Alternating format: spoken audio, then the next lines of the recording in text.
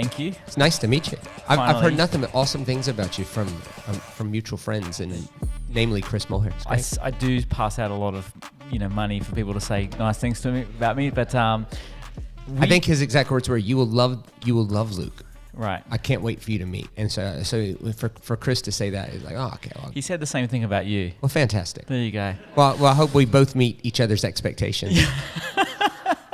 So, excuse me, just I'm going to stop and get to know some people real quick. So your church meets in this format? Yes. Okay. Well, not this format exactly, but in this building. No, yes. no. What but with dialogue and. No. I preach. Oh, okay. Usually sitting down. Great.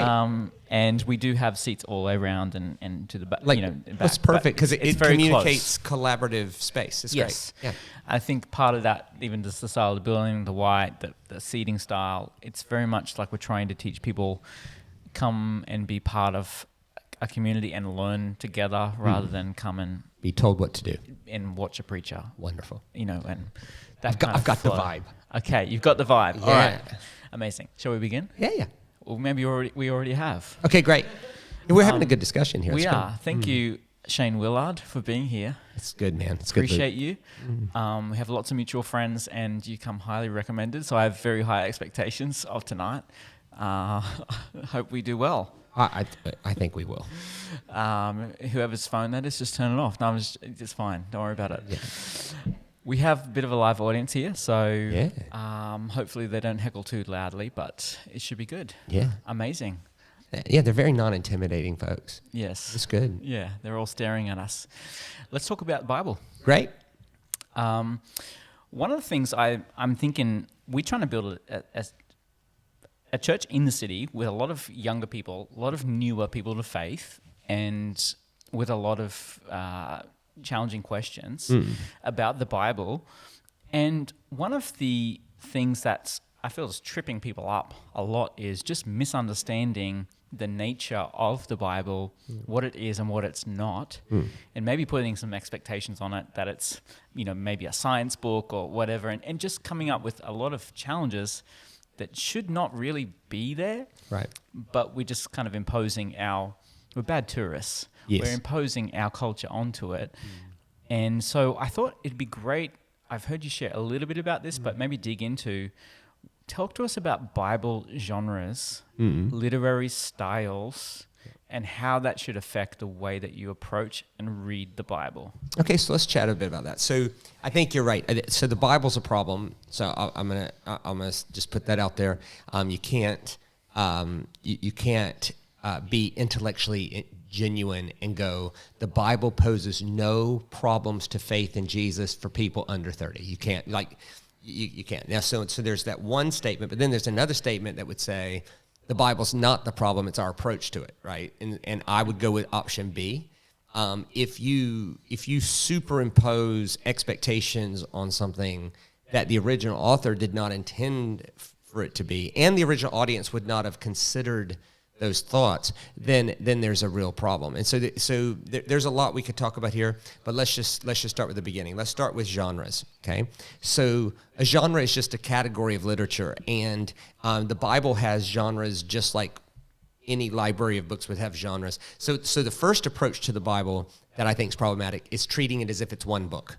What does the Bible say? Or I have a biblical view of marriage. Which one?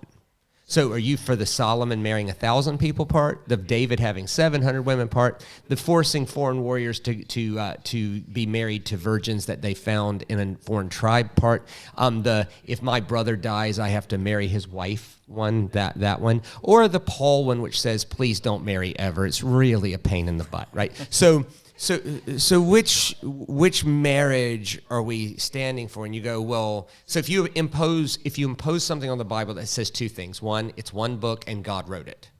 Well, then that forces the Bible to agree with itself every single time. And of course, Google won't let you do that.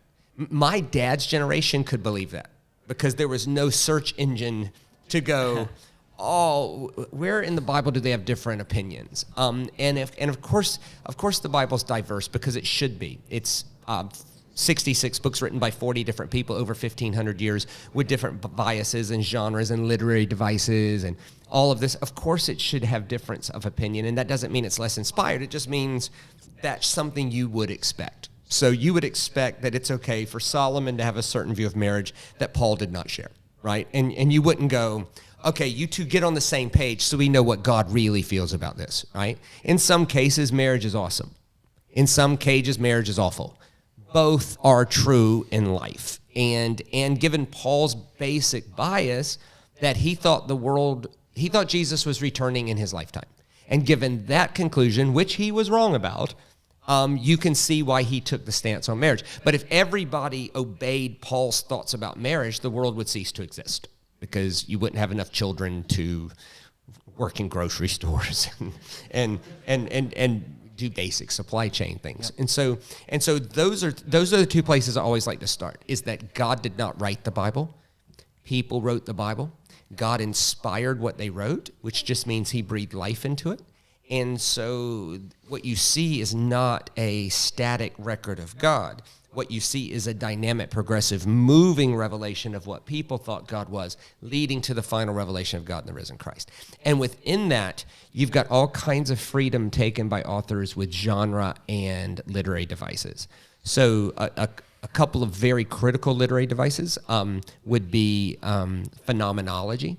So phenomenology is the idea that if I tell the truth as I see it, I'm not lying if it turns out later that the way I saw it was wrong. So, for instance, when the Bible says, the Lord our God, he's the great creator, he put the earth in its place and now the earth never moves. Well, by that writer's observation, he appeared still.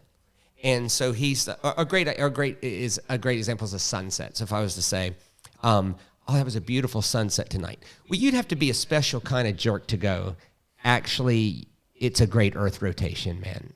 The sun's not actually moving. If you actually love truth, you should say, what a great earth rotation, right? And so you see that in the Bible a lot. Like a great example is, if I was to say, can God change his mind and you can only use the Bible to make your point? Is God allowed to change his mind?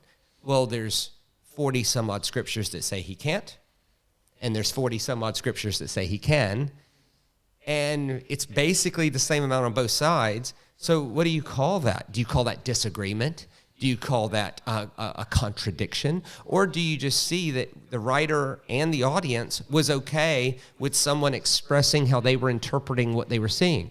So Jonah's a great example. Jonah's like, you said you were going to destroy them. You didn't destroy them. You changed your mind, right? But James was like, there's no shadow of turning or any regret in God's mind. And so, but in Genesis, it says God regretted from his heart that he ever made human beings. Right. So which one is it? And I think the approach to the Bible that says God wrote it makes those discussions untenable. Like a finger from the sky. Yeah, like or dropping it like a chicken laying an egg, or dictated it like, pss, pss, pss, pss, pss, pss, pss, and Moses like, all right, well. So I don't think any of those things capture the beauty of the ancientness of the book, or the diversity of the books, or the complexity of the books. And one that really helped me is when I learned that the Bible is always a polyphony. I think this is very, very helpful. The Bible is not a monotony. A monotony means one tone or one voice. A polyphony is just what it sounds like, many voices. So the Bible tells you what God's saying about something, but often it'll tell you on the backdrop of other voices, particularly three. So there's the voice of the accuser in the scriptures. There's the voice of the victim in the scriptures. There's the voice of the law in the scriptures. And ultimately, there's the voice of the Lord.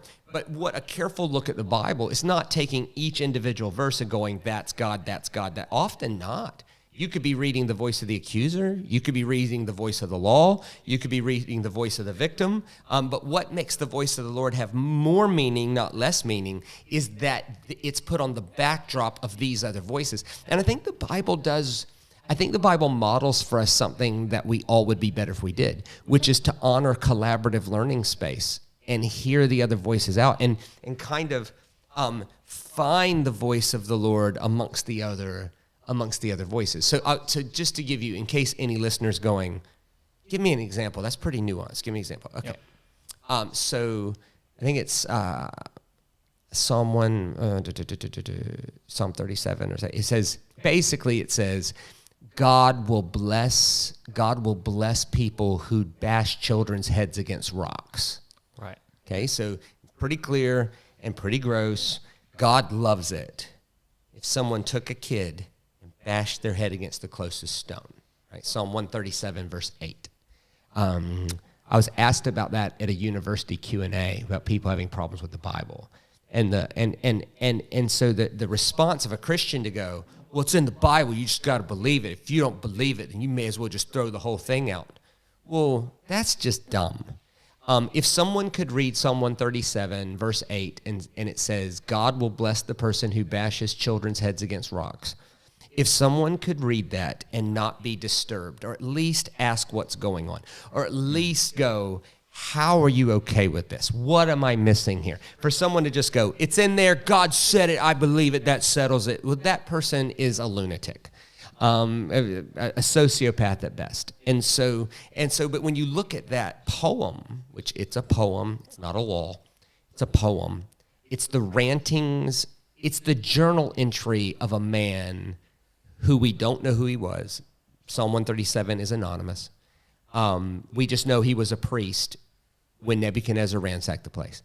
Well, if that's what we know, then that's not all we know, because we know that Nebuchadnezzar came in, he killed every woman over the age of 30 and every girl under the age of 8 by bashing their heads against rocks.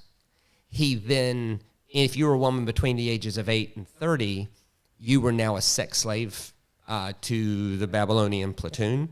If you were a man between the ages of 8 and 30, you were marched in chains back to Babylon, and they did something called decimation. So decimation is just what it sounds like.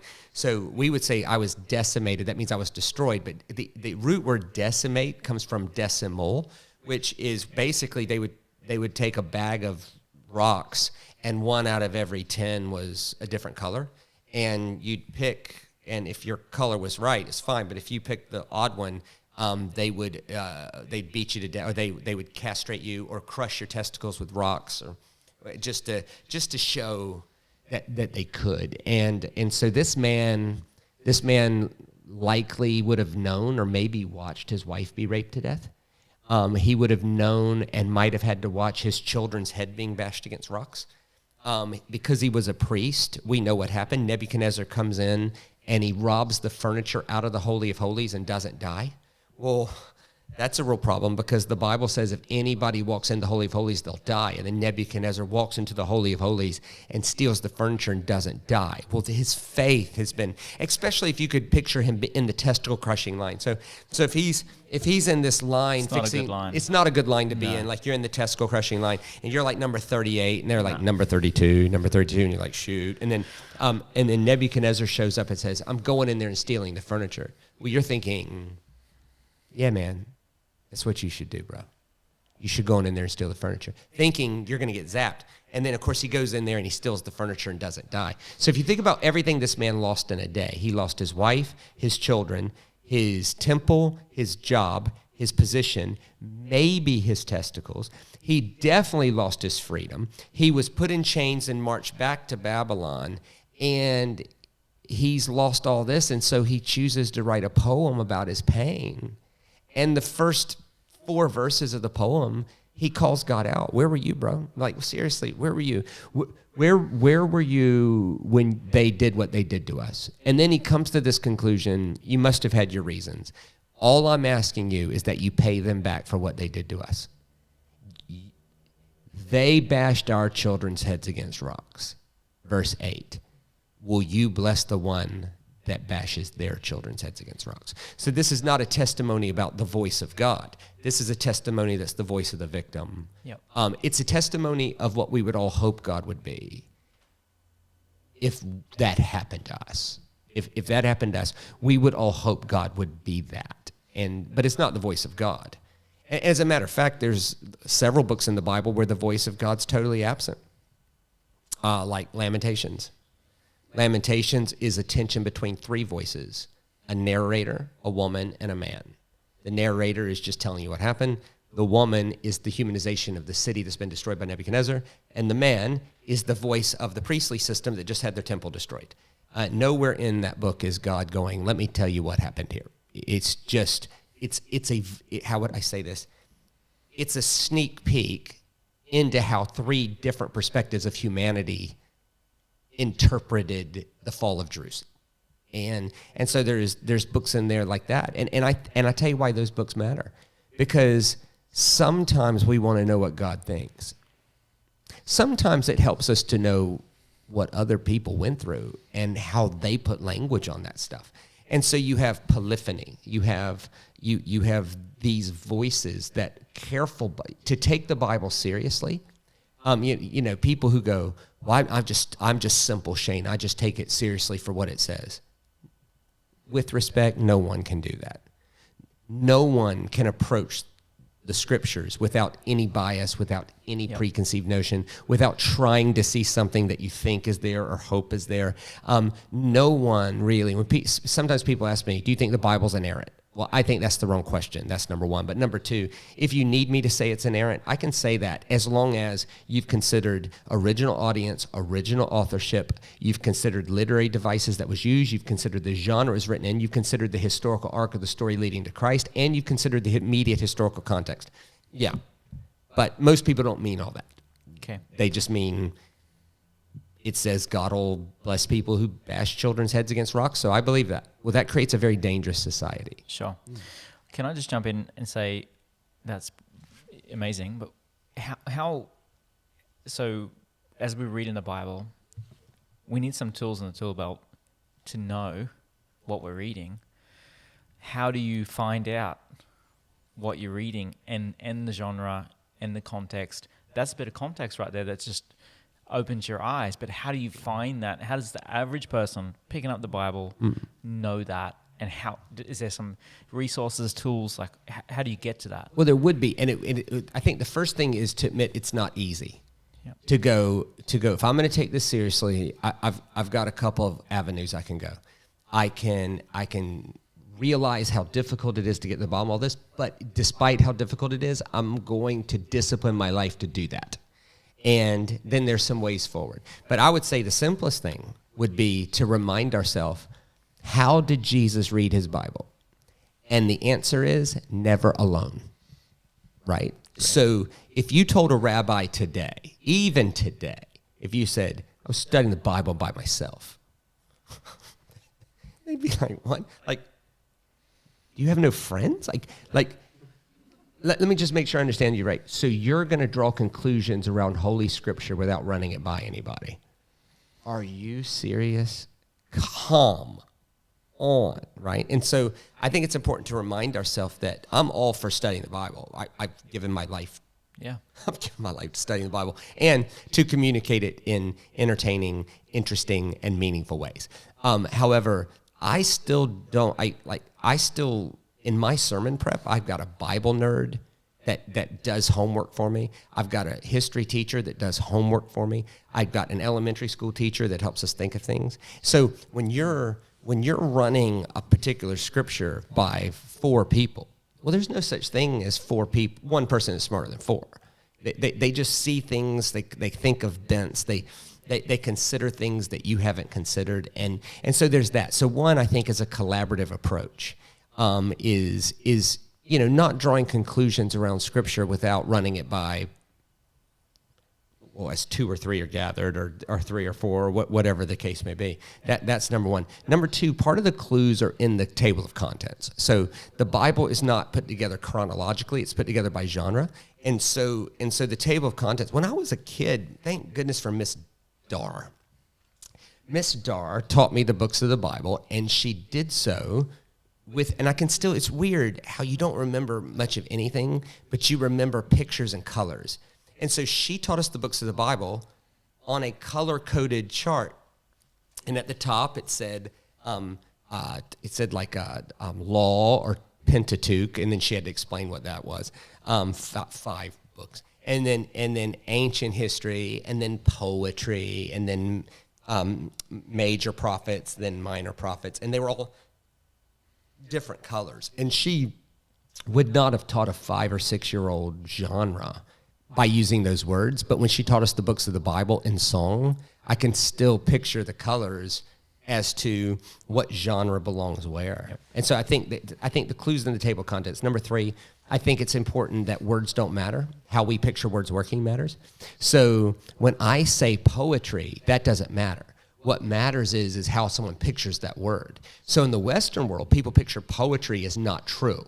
So you're talking about a not true thing. Right. Well, no, I mean not literal. And it's important not to read poems literally. Like in Song of Solomon, her nose wasn't actually a tower. You know, her legs weren't really cedar trees. Her breasts weren't really as big as the hills of Bashan.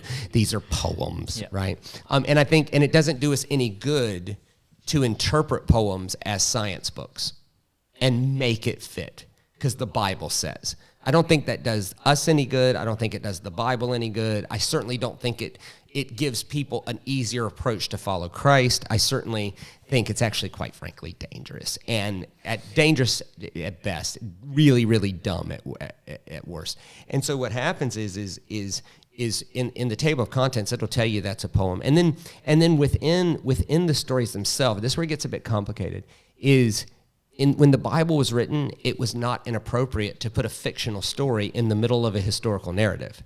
Right. All right, so it didn't matter. Like, so the author didn't care.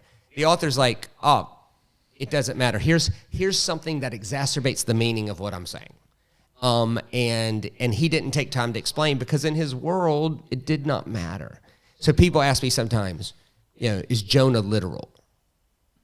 And I'm like, well, 1, which part?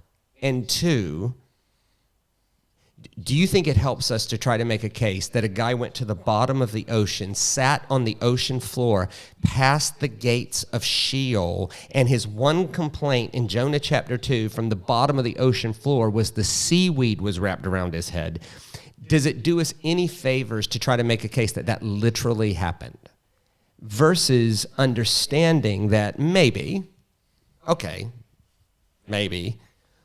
or there's an entire genre at play here that is telling something profoundly true about the human condition, how the human condition relates to the divine, how God is always engaging our watery chaos to make new creation, and that calling to be kinder to our enemies because of that. So there's an approach then that allows that kind of space. But if you don't allow that kind of space, so I think part of it's just common sense. Like, if it doesn't sound literal, take a deep breath and go, might this be a poem, or might this be ancient history, not modern history? And what's the difference? Ancient history, modern history, journalism?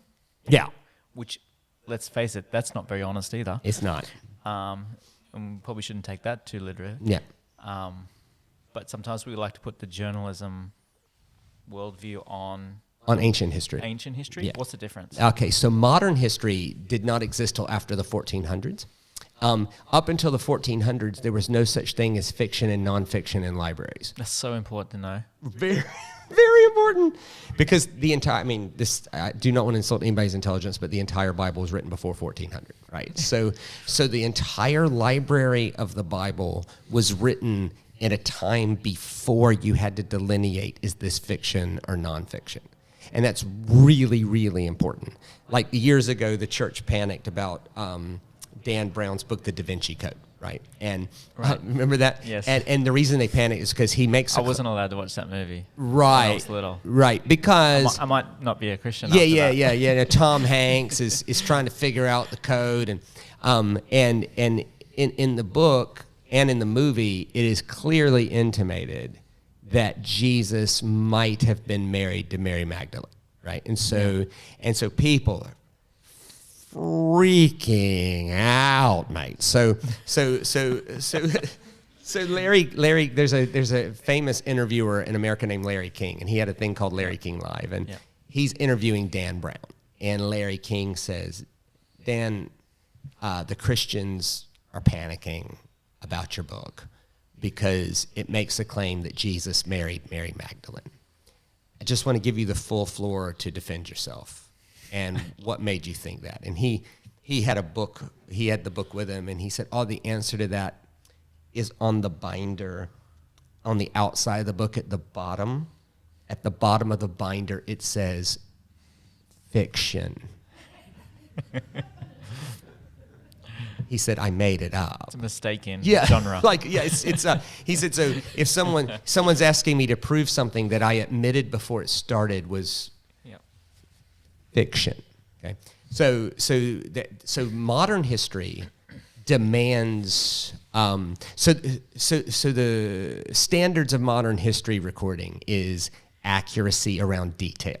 Right. And if there's not enough accuracy or clarity, there are investigators who will then, they might ask 100 questions about a report about something because you left out 100 details, and then they fill in the report, or they take details out of the report that might be harmful, and that's called redaction. But they'll ask 100 questions to clarify, and then an official report will come out, and then 60, 70 years later, once everybody's dead, they'll write a book about that based on the facts, right? Ancient history had nothing like that. Ancient history meaning trump detail every single time, right? So, Yes. It was not lying to say a fictional thing in the middle of a historical narrative if your story exacerbated the meaning of it and not the detail. So just to give you a couple examples that have nothing to do with the Bible, there's a Babylonian history book, okay? A Babylonian history book that says a king of Babylon lived 60,000 years. Well, that is in no way modern history, but that would be like saying a very long time, right? Yeah. And remember, I get this question a lot, like, how come in the first 11 chapters of Genesis, everybody lives to like 900? Right. And then suddenly in Genesis 12, people live normal. Like, what's going on there? You know? And some of the ridiculousness I've heard around that. Well, sin hadn't had long enough to take hold. And, you know that you got a 650-year-old guy building a boat with his bare hands. You know, it's like, well, hold on. The answer's much simpler than that. So Genesis starts its original story in Genesis 12 with the story of Abraham. Actually, the first book of the Bible chronologically was Exodus. It was, well, that should make sense. That's Moses' story. So Moses is writing the story, and then, of course, he gets to the end of Exodus, and what's the question? How does a bunch of Israelites get to Egypt in the first place? Oh, well, there was this family that sold their brother into slavery. So we got to go back now. So there's this family that sold their brother into slavery, and the brother had a chance to kill him or forgive him.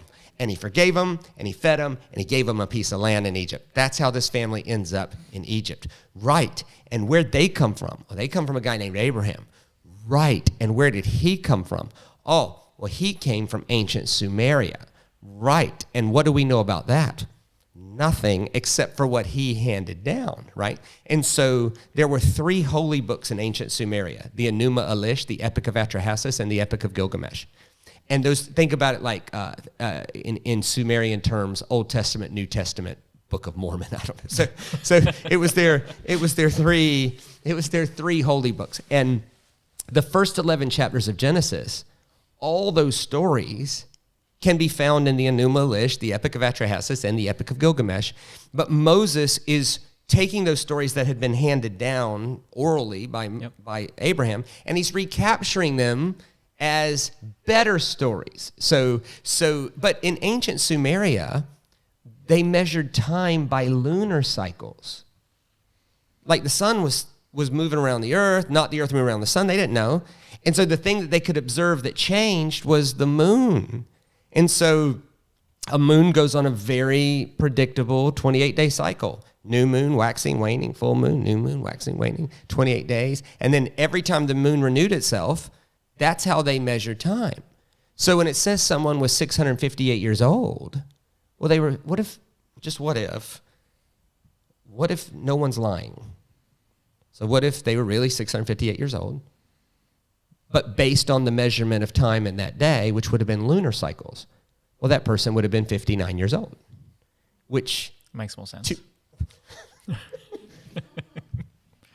Infinite more sense than a 680-year-old man out there trying to build a boat and getting so drunk he's naked, and 680-year-old, even with today's modern medicine, Like in that measurement, Methuselah would have been 76. And that just, I might be, look, that view of it might be wrong. It might be right. It might be partly right, partly wrong. We might be missing something. But to me, it makes infinite more sense than trying to do mental hula hoops around people living to 900. And then suddenly, I'm talking about into chapter 11 to the start of chapter 12, they started living normal. Well, to me, that explanation makes the most sense. And no matter what, I would never want an explanation about the first 11 chapters of Genesis to be the thing that gets in the way of someone following everything Jesus has for them. Right. Like if someone says, okay, I've looked at everything Jesus said carefully 10 times. I think the way he saw the world was awesome. I think the way he saw God was awesome. I think the way he encouraged his followers to treat other people would make the world a better place. I think Jesus' way is unimpeachable. It is almost a perfect way to see the world. You would almost, if somebody put that into practice, you would almost say it was like God was ruling the thing. You might even call it the rule of God. You may even call that the kingdom of God. It would just be awesome. But man, this Genesis 3, if I got to buy all that, like there's a talking snake in the story? It's a flipping snake that talks. Yeah. If I have to believe snakes talk to follow Jesus, I'm out. Well, why would you ever let something that's in a nuanced genre, like the poetry of the first 11 chapters of Genesis, get in the way of someone following Jesus? And I would say that to anybody watching this, like, if whatever I say about the Bible, if it becomes a stumbling block to you earnestly and authentically seeking everything Jesus has for your life, ignore me. Like, there's this thing about millstones and me being tossed into the, and I don't want that. And and that's true of whatever the topic is. And I think that's a problem. Yep. That I think you're encouraging people to think. Yeah. When you're reading the Bible, you need to think about what you're reading, and that's okay. That's right. We would do that in any other case. See, the better question isn't even, do you think snakes talk? That's an okay question. The better question is, do you honestly believe the people who wrote Genesis believe snakes talk? Now, if you think they thought snakes talk, then there's a whole nother thing. But if you say, no, I've looked through ancient Jewish history and there's no record of a group of people that believed that snakes spoke English, right? Yep. Well, then you have to step back and go, what was that author trying to say? Yep. And you know what? I wasn't there. I don't mind if the snake literally talked. I think, but to say that's the only way to read it. It's interesting that in that story, Moses comes from Egypt, Mm. and there's plenty of literature about the snake being crushed by the heel and the snake biting the guy on the leg. And Yes. there's so much of that in their story. Of course. And then which of course he would, is just part of just what his culture. Yes. It becomes part of the story. Yeah. Do you see that as a problem? Not at all. Is he just copying other religions or? Yeah, I think you would expect that. So let's talk about the talking snake for a second, since we kind of naturally landed there.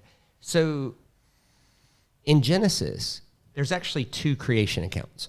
So let's start there. Right. So a lot of people don't realize that, and I'm not mad at them. They just hadn't thought of it. So in Genesis 1, it's called the Yavik account. If you're a nerd, if you need to know the name, it's called the Yavik account. So Genesis 1 is about the creation of human beings. Male and female, both given the image of God. He created them, right? Yes. It doesn't tell you how many.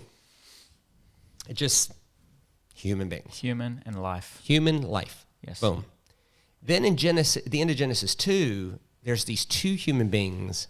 Well, one, and then one gets made out. And they're sequestered off. So in Jewish scholarship, Adam and Eve are not the first people. They're the first people graced with an awareness of God, which gave them a consciousness of the divine. And so God sequesters them off to protect them from whoever. And so, and the whoever are dangerous. And how do you know that? Well, because Cain kills Abel, and God says, you can't be in here murdering folks. You're going to have to go out there. And then Cain says, oh, don't make me do that. The barbarians will kill me out there. Right. Where'd they come from? And so God says, don't worry about the barbarians. I'll put a mark on you, right? Yeah. Barbarians be cool, right? And it says that Cain went off with the barbarians. This is all in Genesis 2. Cain went off with the barbarians, and there were so many of them, they built a city called Nod. Like, that's a lot of people, right? So, but let's go back to the garden for a second. And this is, if you read it literally, awesome. If you read it poetically, awesome. If you read it as a hybrid, awesome. I'd have the same question for all three, which is, so what? What do you do with that? And whether you read it literally, poetically, or hybrid, here's the thing that's going on in the garden. You have two people. Think about their life. They wake up every day with something to do. Not just something to do with purpose and meaning. Something to do with purpose and meaning without a whole lot of something standing in their way. They have a perfect awareness of God. They have a walk with God. And they have nudity. That's a good day. It's a great day. Look, if you've got something to do with meaning, not a whole lot standing in your way, you've got purpose, a walk with God, and nudity, it's a complete day. And so it's okay, that's funny, that's a good one. So let's even call that perfection. I'm not sure that that's the point, but let's call that perfection. Let's just say it doesn't get any better than that. I think it's dangerous to call the garden perfect because there was a tree that wasn't perfect and there's a snake that's not perfect. So, and they were in the garden. Because even in perfection, the thing you can't keep out is the flippin' talking snake. And that's true of all of our lives. Like, if you woke up today with something to do that had purpose and meaning, you had a good relationship with the people around you, a decent relationship or some kind of awareness that God was in your life. So you could find purpose, you could find meaning, you could find something to do. You don't have any obvious supply issue need, like you didn't wonder, where do I get food today, right? So it's a pretty good day. And we all live in Brisbane, right? We all live in one of the top 5 greatest nations on the earth, a nation with motor cars, paved roads, stores that prepackaged food for us, clean water in our taps, machines that do washing, other machines that do drying, world-class healthcare right down the road, the Broncos. You got world-class sports.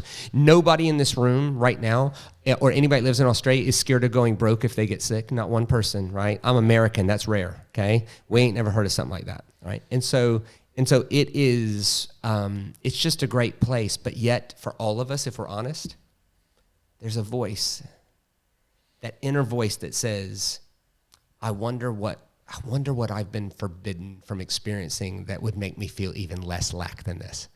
And the truth of it is, until we're set free from the voice of the talking snake, we're not free.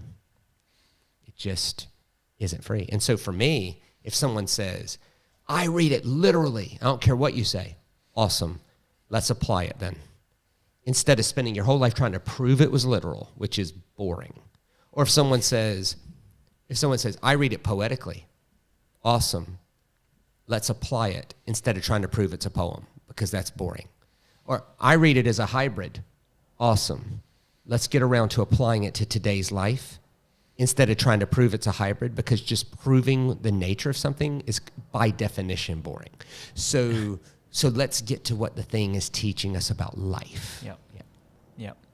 I was trying to say this on Sunday, and I feel like I didn't say it that well. So maybe you can say it better. Is if someone says, do you believe the Bible literally? Yes, I believe it literally means what they were trying to intend it to mean and say. Yeah. So I believe that they had a meaning. Yeah, and we should literally believe that meaning. Yeah. So I can put not better language, but maybe a little different. Instead of reading the Bible literally, read it literarily. Right. Yes. That makes more sense. Yeah. So literally is one thing. Literarily considers the author and the literature. The other thing is, somebody said, do you believe the Bible's literal? Yes. In the sense that someone told the story. So let's take a part of the Bible that's definitely not literal, for sure, because it's a parable. Jesus says, I told them a parable. This is now a made-up story, okay? So the whole thing is made up. And that doesn't mean it's not true. It just means, it actually can mean it's more profoundly true. Right. Like I appreciated that about Jesus. Like, remember they asked him about forgiveness, and instead of giving a 7 linear point, forgiveness is step 1, identifying the pain. Step 2, counting what was taken from you. Step 3, right? He doesn't do that. Although if he did, great. But he doesn't. He says, forgiveness is like owing a king too much money. And you want to pay him, but you can't. And he kind of knows you can't, so he cancels your debt. That's forgiveness. Well, that story is made up, but it communicates a profound truth about the nature of forgiveness being canceling debt instead of forgetting about it, right? And so the prodigal son's a great thing, but is the prodigal son literal? No, not in the nature of the story, but it's literal in the sense that Jesus literally told the story, and there's a reason for us to take that seriously. Yes. Song of Solomon is definitely not literal. Certainly. But it's literal in the sense that someone took the time to write it, probably Solomon, or a team of people, and it expresses something about the nature of love of God to creation. Job, not literal. We know that because it's a poem. We know that because it's in the poetry section. We also know it just because we have a brain, and this is how the book of Job starts. God doesn't negotiate with the devil if you're going to die or not? No, that people don't suffer because God and Satan made a bar bet over someone's life. Like the book of Job starts with, quote, a council meeting of the gods. This does not sound literal. And if it is, it violates every bit of theology on this side that you hold dear. You got Satan coming and going out of heaven, he's like chilling out, and he has full access to the throne room, and you've got all of this. And actually, I remember when my rabbi was teaching me about it, he said, you realize the first 2 chapters of Job is meant to be a comedy. So I said, wow. So I'd never thought of that. He said, picture it this way. So take the Job character. What's he lost? Everything. His wife, his home, his job, his health, his freedom, everything. Well, what did the Israelites lose when Babylon took them over? Everything. Their wife, their children, their job, their health, their freedom, their home, their temple. And so in the story, Job is Israel. Job is the humanization of this is how we feel. And the question is, why did bad things happen to us? And the author's like, you know what? Maybe there was a council meeting of the gods, and God and Satan had a bar bet about how you'd respond. Maybe it's that. And it's meant to be laughably absurd. But it was meant to be like, oh, whatever. Like, that's funny. And then the book of Job continues on with something that we're all familiar with, which are 3 Bible experts who can prove from the Bible why we're suffering. Yeah. And then the God character's silent for like 38 chapters, and finally shows up and says, actually, Job's right. It wasn't anything he did. And Job goes, well, if it wasn't something I did, what was it? And God doesn't want to tell him me and Satan had a bar bet. So God says, well, it's not for you to know. And the whole point of the book of Job is that suffering is not an intellectual exercise. And anytime you try to intellectualize it, you devalue the suffering and the sufferer. Suffering is an experiential exercise that is to be profoundly trusted through, not exhibiting enough faith to get out of it, but exhibiting enough faith to trust in the middle of it. Yeah, wow. And it's a profound way of explaining suffering. Yeah, amazing. It's also an in-your-face confrontation to transactional theology. Yes. Which is, you can always tell who God's for and who God's against by their current circumstance. Right. That's obviously not true. Right. Yeah, amazing. Can you just wrap up this by just talking about the concept of narrative arcs in the Bible and how that's helpful in understanding kind of where the Bible's going, leading to Yeah. Jesus, and then sort of groupings. I guess like you mentioned Genesis chapter 1 to 11. We're just covering that last week and this week in Sundays, talking about. Okay. So you deal with those stuff two. like flood and Yep. Babel and Yep.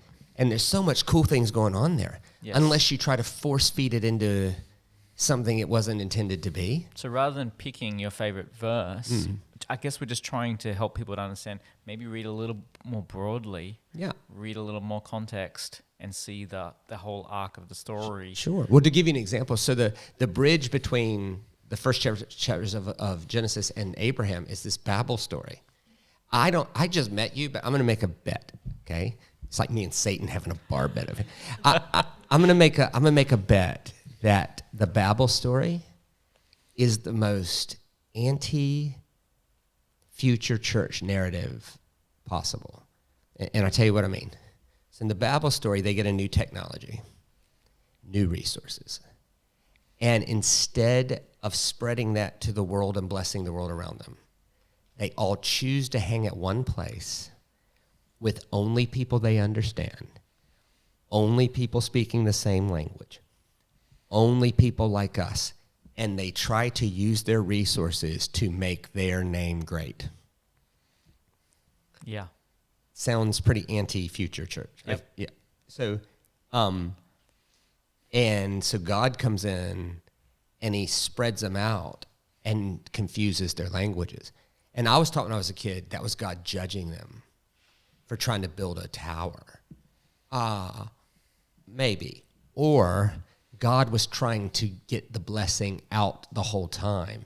And if you're going to use all your resources to build a name for yourself by only hanging out with people like you, who look like you, who sound like you, that's an anti-kingdom narrative. And if I got to confuse everybody to get this thing going, that's just what we'll do. Yep. And so the question of Babel would be, how am I using my power, energy, and resources? Do I only hang out with people that sound like me? Am I willing to hear other people out? Am I willing to use my energy to bless people who don't sound like me, don't look like me? So you got that arc that goes all the way to Jesus. It sounds a little bit like the book of Acts when, we have this terrible story when Stephen finally dies, but finally they actually do what Jesus said. Yes. And actually go into other nations and other places where they were so loving life together in Jerusalem and what have you. Correct. The theological term for that would be prevenient grace. What looked like a disaster, Stephen's death, actually got the temperature so high that they actually went and did what they were supposed to do anyhow. Right. So that's so the key narrative arcs are blessed to be a blessing. So the action's out there. Yes. And you see that in Stephen, we see that in Babel, you see that in the calling of Abraham. I'm blessing you for the sole purpose to be a blessing to everybody. Yeah. Ooh. That is, and even like 6 chapters later, in Genesis 18, Abraham's irritated because all these promises, nothing. He's been to Egypt, his wife's been in someone's harem, he's had a famine, he had to intervene in a civil war and then go rescue his nephew. Like, things are kind of crappy, to be honest. And he's sitting, all it says is that he's sitting outside of the entrance to his tent, and he looks up and sees 3 strangers. And his response is so inspiring.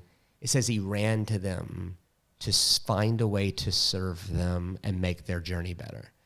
And he tells Sarah, get, 36 pounds of flour, go kill a fat cow. He washes their feet. He says, how can I serve you? And the principle is, how could you ever be a blessing to the world if you can't serve the 3 in front of you? Sometimes we're just, you also see this in Acts chapter 1 where Jesus ascends and it says they're staring at the sky. Yep. And then the messengers come and say, why are you staring at the sky? He called you to do something here. And that's the issue for me with certain sectors of Pentecostal Christianity, is they do something good, staring at the sky, wanting God to touch them. Great. Yep. Unless that's all you're doing. And then you just become guilty of people who just sit around staring at the sky, waiting for God to do the next thing for you when God's called us to do something out there. Yep. So that's one narrative arc. Another narrative arc is, and this is what I tell people, when you read the Bible, it's harder for me to do this without a whiteboard, but if you picture Abraham, Moses, Micah, Jesus, that you're not reading a static revelation, that Abraham's understanding of God was less complete than Moses's. Moses's was less complete than Micah's. Micah's was obviously less complete than Jesus.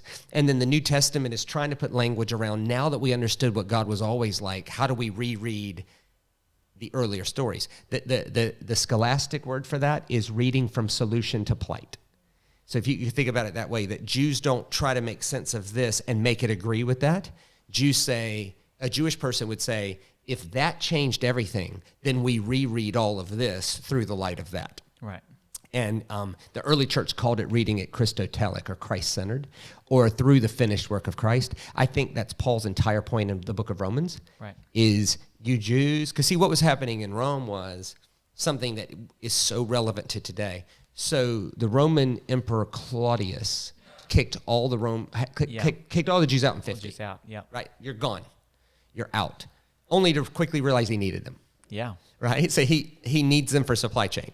So they come back, and the Gentiles have... They're all leading the church. They're accepting Jesus, Yep. which means they had to adopt the Jewish God. Yeah. And the Jews don't like that. The Jews are like, you can't adopt our God, bro, especially if you're going to just throw out all the rules.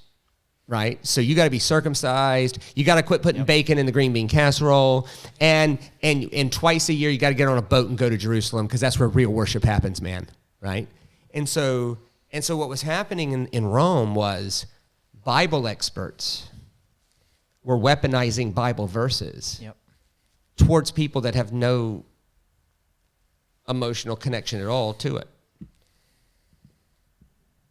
That's not relevant at all, is it? Yeah, wow, okay. Yeah, it's pretty relevant. It's really relevant. Yep. Like when we weaponize Bible verses on social media aimed at people that have no emotional connection to it, what are we doing? Yep. Yeah. Yeah, in Australia, we've banked on a lot in the past, and this new generation just doesn't know the Bible, doesn't have any connection to the Bible. And why would they? Yeah. So to say because God said, or because the Bible says, it's not going to cut it anymore. No. We've got to do better than that. Yes. I mean, that's probably enough for me to say that it's because I love it and I believe it. But for a younger person, it's not. Well, for me and you, anymore. we've dedicated our life to communicating. It's not like we don't take it. We take it seriously. Really serious. But if you find a verse back here, you don't read that by itself. You read that in light of the ark that leads to the risen Christ. Yes. So you can find a verse. I'll just use something really clear. You can find a verse that says you have to kill goats to be forgiven. Yep. It's in context. It's exactly what the author intended to say. The original author, the audience would have taken it that way too. But you don't stop there. That is a word from God, but the final word of God is the risen Christ. And so likely what you'll find is if you ask, why is that in there? The question isn't, does that make the world better or worse today? It would likely make it worse. Like last Monday was the new moon. And I don't think anybody killed a goat and poured half a hin of water and a quarter hin of wine out, right? Even though Numbers 28 commands it. And it's because it's because the final, that like when God engaged Abraham and they moved the world from human sacrifice to animal sacrifice. Right. A huge leap forwards. Incredible leap in the right direction. And that story belongs in the books. Yes. Because it led the world somewhere else. Yeah, even the concept of having the image of God, I was talking about this last Sunday, but like having the image of God was a massive leap. That's not like we just throw that around, but Salim. That was a massive leap forwards. Yeah. In human rights or human value. Yeah. Well, when Genesis was written, Salim was a word that was only relegated to kings. Kings, that's it. Yeah. And Moses or whoever wrote that part of Genesis is going, no, from the beginning, God gave men and women this. Everybody shares the image. Yes. It's like, huge deal. So, and you can see that progress throughout the whole Bible. So I think this is really inspiring. I just want to wrap up this part right now, but I think it's inspiring to read larger parts of the Bible. I come from probably a tradition where it was like read a little bit of the Bible and write something down. Good, Yeah. but there's also, a huge amount of value in learning how to read arcs, Yes. learning how to read genres. And I'm really committed as a local church pastor to help people do that in a way that's not unattainable for the average person in the church. Could learn, what is Genesis, how should I approach it, and let's read the whole thing in context and see it in light of the whole story. Sure. I don't think that's out of reach for us. I'm hopeful. Well, no, I don't think it is. And I think a great place to start would be discussions like this. I think the second great place to start would be the Bible Project. Yes. Like PhD level thinkers. Incredible. With teams of animators. Yep. Telling the whole story of Genesis in 12 minutes. And then you can go read the ark. And they draw it while they're talking. It's like... These people are unbelievable. It's amazing. So if you jump on our website, futurechurch.io/find yourself in the story, which is kind of like we're trying to say, rather than finding yourself in culture, find yourself in that God story. We are part of this God story. Sure. We're putting a bunch of resources around the stuff that we're doing. This will be there as part of kind of connected to these last two messages. Yeah. And a bunch of the Bible Project stuff will be in there as well, the videos and stuff. We're just trying to give people some tools to be able to approach the Bible in a new way and get excited about it because it's awesome. Perfect, man. Perfect. Really appreciate your insight, Shane. Stretching, challenging. But really, it met my expectations. Thank you very much. Good. I'm so glad. We had so much fun. Thank you. Really appreciate you. Thanks. Thank you now.